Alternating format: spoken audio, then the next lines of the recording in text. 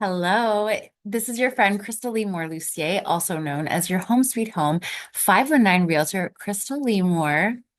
And this is Realtor Life, a fun and entertaining look at life in the trenches as a real estate professional or entrepreneur in Ontario.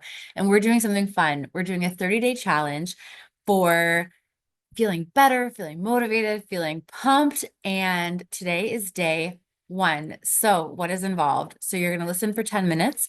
You can either pause this, do the activities, and then listen again, or just listen for 10 minutes and then go for it. We're going to do it every day for 30 days.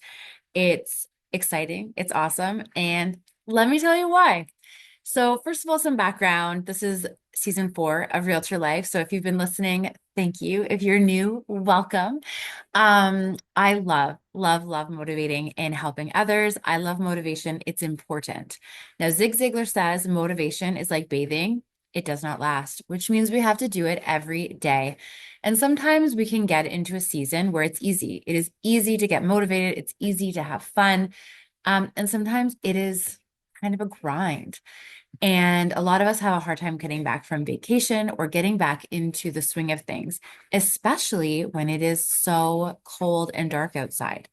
So, what happened is, and I mean, you really need to know yourself. So, I've noticed about me that if I publicly say that I can't do something, can't is like a super magic word for me because all of a sudden I say I can't, boom, and I will do it. I publicly told everyone I couldn't put my Christmas tree up.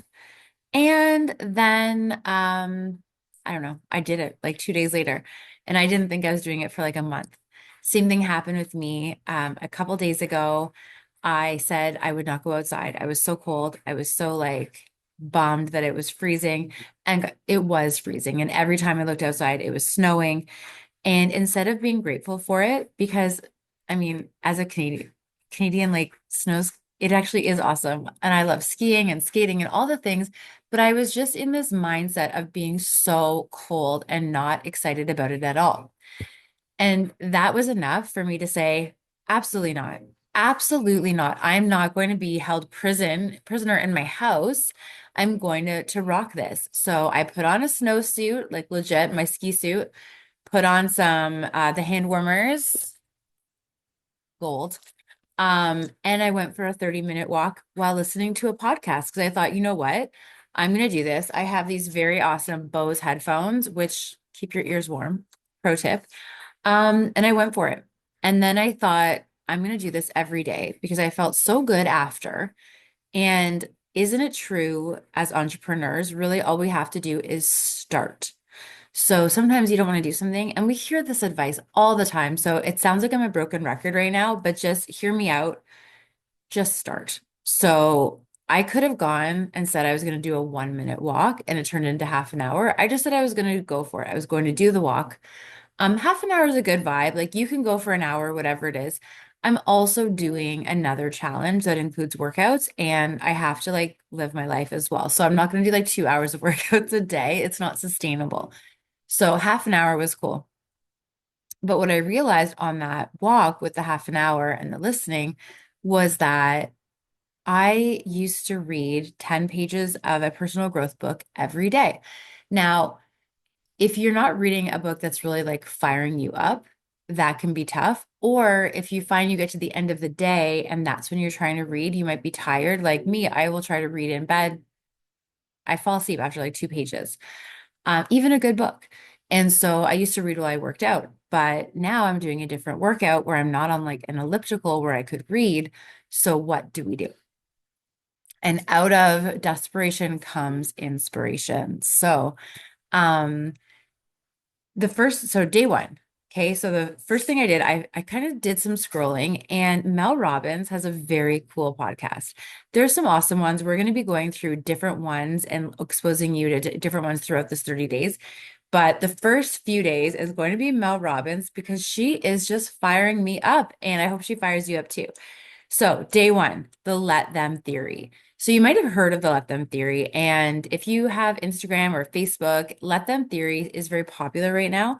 Um, it basically just means that we need to chill the F out and stop trying to control everything.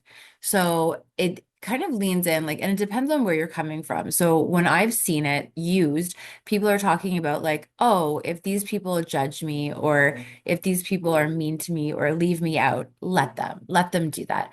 And that's fine. That works. I kind of, it didn't resonate as much because I found that part really like, okay, so if someone's leaving you out, that's great, but what if that's not your experience? So what if you don't want to spend time with people that leave you out? Like, yeah, let them, but like also like off you go. Um, so what I thought was you could use that for everything. So if clients choose someone else, let them choose someone else. There's a really good kind of school of thought that says like if we're pushing for something, like really, really pushing for it and trying to force it, it's probably not the right thing. And so it's important that we remember like let things happen. So not just let them, but let God, however you look at the world, let it happen. So you still have to work towards it. You still have to do the work, but why are you forcing it? Because how often does something cool happen in your life and it wasn't something that you forced? In fact, it might be the opposite of something you thought you really wanted, right? Okay. So, day one, the let them theory. Um, and so you go to the Mel Robbins podcast on Spotify. That's what I use. But if you use Apple Podcasts, if you use Google Podcasts, whatever your podcast provider is, Mel Robbins is a pretty big effing deal. So she's probably on it. Um, but so if you go to Mel Robbins, the let them theory is on, um, it's on her podcast. And what's nice about it, so this is like a couple of years old. What's nice about it is that she really digs in to kind of how it might feel to do that and some examples. And sometimes what we do is like she talks about being left out, like she won't be putting effort into her friendships, and then a bunch of people go on a trip together without her, and she was feeling really bummed. So let them do that. Like, don't worry so much. Let them go without you. But then, if that's something that's important to you, book a weekend and invite people, right? And you'll notice really quickly that you can't invite everyone. And you're not going to be everyone's number one person. And that's okay because it might not be what serves you right now, or there might be some growth that you have to do. Um, what I find is that when we do personal growth internally and we really figure that out, it starts to spill out and then we can help others. And my word for the year is radiate. I want to radiate joy, enthusiasm, positivity, happiness, confidence, all of this stuff. But what I would suggest that you do is this exercise that I did to pick my word. Go through what people say about you, like not the judgers, not the haters. Let them do that alone.